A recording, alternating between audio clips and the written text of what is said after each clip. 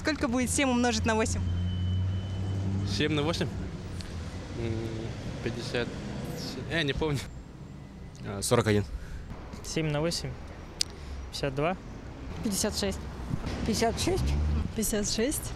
56. 56.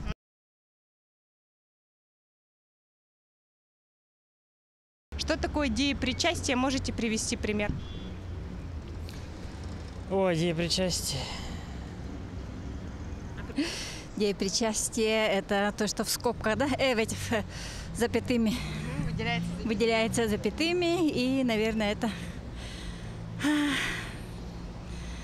Не могу вспомнить. Так, я помню только, что такое деепричастный оборот, который выделяется в контексте, в тексте, получается, какое-то действие делается.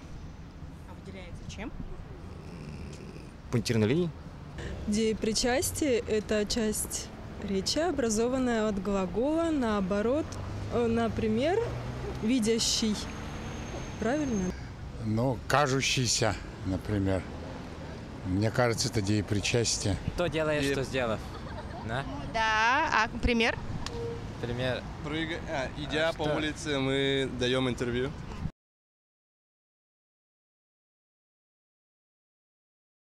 Назовите единственный континент в мире, где совершенно нет растительности. Атлантика. Антарктида. Да, Антарктида. Антарктида. Ну, Антарктида, естественно.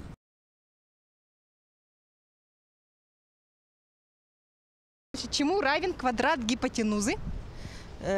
Сумме катетов, квадратов катетов. Нам что-то катетов. Сумме квадрата катетов.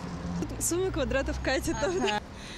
Гипотенуза, 2 катета. Сумме квадратов. 2 катетов. Квадрат гипотенузы равен сумме квадратов катетов. Когда вы школу закончили? Недавно, да? 14.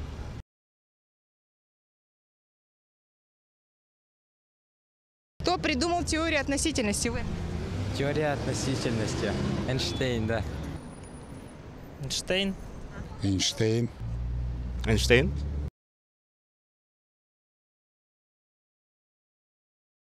Как правильно звали Ленина? Но это надо у молодых спрашивать, наверное.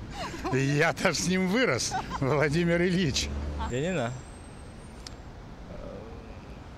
Ну, это я знал. Да. А что он сделал? Чем он знаменит вообще? Об этом я не знаю. Настоящий. Владимир Ульянович Ленин. Ульянов Владимир Ильич. Ульянов. Владимир Ильич Ульянов. Девушка, мне 65 лет, и в наше время учили очень хорошо нас.